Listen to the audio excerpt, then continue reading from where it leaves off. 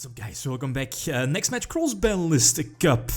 Again, two decks are paired against each other. The first deck list you of course see here is Inzektor's a very old school deck from back in 2012 if I'm not mistaken.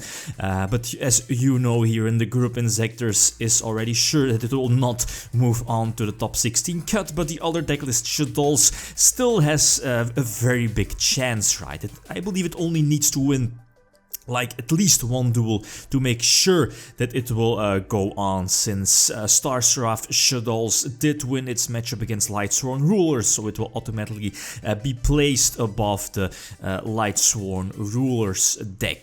As for the decklist, again, Inzektor's pretty straightforward, pretty much everything at 3, same for the Maxis, and that's pretty much it for the hand traps, right? So no effect failure to potentially negate a huge play from the opponent, but the chances of having Maxi and drawing into cores can be needed to potentially stop an OTK. The second list we have Shaddolls, Seraph Shaddolls, Super Poly Dolls, definitely one of the best decks during its time, since again it was super fast, very consistent, and you know, very powerful with all of those boss monsters, you know, there's Shaddol Fusion, the Dark Arm Dragons, Triple Mathematician, the Soul Charges, etc. And of course, Triple Construct. So which deck has the advantage? It should be clear, and as reading from the comments, the predictions of previous video is Shaddolls is heavily favored over Inzektor's. People, and again, logically speaking, definitely due to power creep, etc., Shaddolls definitely should have the advantage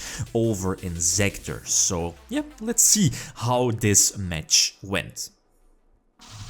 Okay, game number 1. I think Inzektor's get to start, so having the extra cards, again, like always, pretty much helps out. Definitely an okay start, having the Dragonfly to potentially special summon like a Centipede from the deck, and having the, what's it called, the Ladybug. It's all good, increasing the levels either by 1 or by 2, but you know, most of the time it's just better to leave your Inzektor monsters on the field if your opponent does not get rid of them and is forced to, somewhat commit to the board, since that's like, I think Inzektor's is one of the most hated decks to play against. Like, if you're committing to the field but have no response to a Dragonfly play, you're pretty much screwed, right? So that's definitely not that great, and if you're not committing to the field, there is always the big potential of getting OTK'd, you know, just popping their own stuff and doing more shenanigans with Excalibur, Gigamantis, reborning something, and so on. Going for the extra beat stick, but you know, it doesn't really matter that much again. This is already more than enough for a game, and I'm not really sure how many hand traps the Shaddol deck is playing, but I'm not really sure, probably not that many, not that much, so again, I can just attack for a game here. So Inzektor's are leading 1-0. Game number 2, the opponent starts off. That's definitely an okay start. I believe it doesn't have the option to get back his Shaddol Fusion. Yeah, right. The Shaddol deck is not playing the trap card. What is it called? I forgot its name. You know, send to the graveyard, get back one of your Shaddol Fusion cards, right? That would have been very, very solid. Again, getting back the regular Shaddol Fusion and Fusion Summon, Quick Play Fusion during your opponent's turn, going for something like Winda, prevent destruction, although I think Inzektor's can still target it, right? It just won't be destroyed. So Inzektor's will still trigger. Then again, you can only special summon once, so having Winda on the field is definitely, this can be important against Inzektor's. Then again, you're potentially having other potential targets for Inzektor's to be popped, so that's again something that, you know, Inzektor's can abuse. I'm going for the Ascension Sky Dragon. Okay, that's cute. This should be one of the OCG lists, I think, here in this case of the Shaddol deck. They were playing it, you know, but I believe that the only possibility for us TCG players to legally play Ascension Sky Dragon is having the YCS copy, I think. Again, correct me if I'm mistaken, but well, anyway, it all worked out, I guess. Going for something like Leo, the level 10 one was also fine, right? Just having the Falco and the level 8 Construct Synchro Summon ready is all fine. So again, going first, I think, normal summoning the tour guide, potentially having like the Sangan Surge to search either Hornet, for example, or at next C maybe. Double MST is not that great, so normal summon Centipede, and I can't push through, even though with like, again, a very similar opening turn on his part, only the L Shuttle Fusion, the quick play spell, going for Construct, but again, no back row really, so again, very strange here. Okay, so normal summoning the dragon, that's all good, but again, I'm pretty sure that I'm going to survive thanks to the Gorse, right? Otherwise, yeah, maybe with like a regular Shuttle Fusion and no Gorse, this might have been game. But then again, the Gorse saves the day, and again, I have 2 big beat sticks on the field.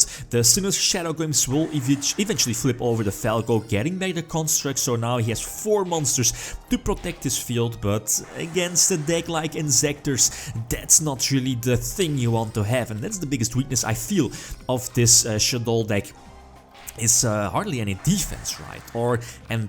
Now that I'm seeing is the lack of the trap card. The Shadoll Trap, you know, get back your El Shadoll Fusion, potentially Fusion Summon for like Winda and interrupt like a Dragonfly special summon play, so pretty much at least that your opponent doesn't have a follow-up play, right? Since you already used the special summon, the one-off special summon for his turn if Winda is special summoned as a chain, you know what I mean, right? So again, having multiple beat sticks on the field, and now again, I don't think I have to fear any hand traps, so Inzektors take this one 2-1, quite unexpected, but eventually it doesn't matter that much, I guess, since again, Shaddolls were able to win its matchup against Lightsworn Rulers. Both decks have 4 points, but again, as I mentioned before, the Star Seraph Dolls won its matchup against Rulers, so it will automatically be placed above the Lightsworn Ruler deck. Metal Foe sitting at 6 points, undefeated here. And as you know, will be placed, like, you know, all the first place deck lists on top, and second place list will be always put on the bottom here on the right side of the bracket. A couple of matches still remaining, those should follow very, very soon. Again, predictions for next group, definitely feel free. This is like the biggest group, right, with Draco Pals, Tidal Mermails, Trishula Infernity, and Teledat. So next matchup, if I'm not mistaken, should be Draco Pals versus Teledat. Okay, guys, that's it. Thanks for watching, and feel free to leave a comment or a like if you enjoyed the video. Lithium signing out. Peace.